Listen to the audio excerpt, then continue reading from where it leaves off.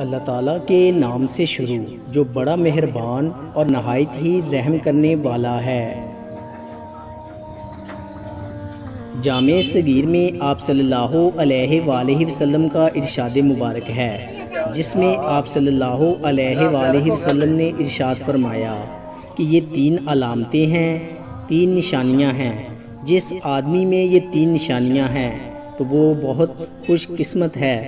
پہلا خوش قسمت انسان وہ ہے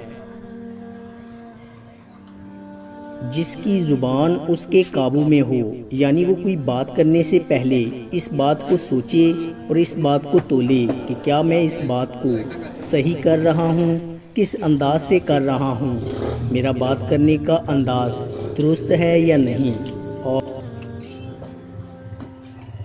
اگر مسلمان اس بات کا خیال رکھے کہ ہم نے کیا بولنا ہے اور کیسے بولنا ہے اور کس وقت بولنا ہے، تو یقین جانیں ایسا مسلمان بہت زیادہ خوش قسمت ہے، بلکہ ایسا کوئی بھی انسان خوش قسمت ہو سکتا ہے۔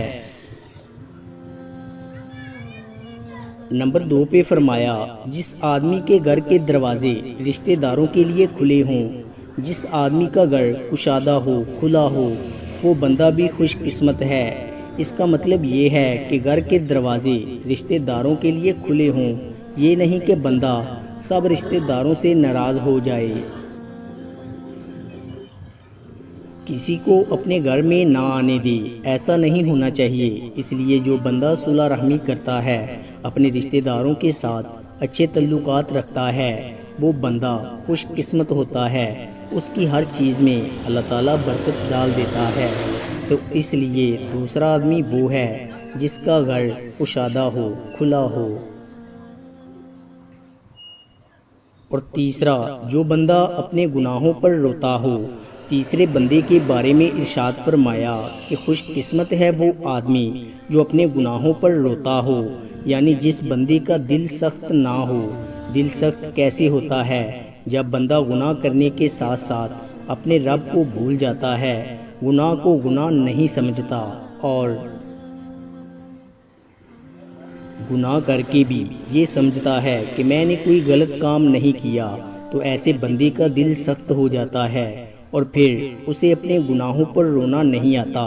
تو جو بندہ اپنے گناہ پر روتا ہے، چھوٹے گناہ ہوں یا بڑے گناہ ہوں، اللہ تعالیٰ سے معافی مانگتا ہے کہ اے اللہ، میں تیرا بندہ ہوں، تیرا بندہ ہونے کی وجہ سے میرے سے گناہ ہو جاتے ہیں۔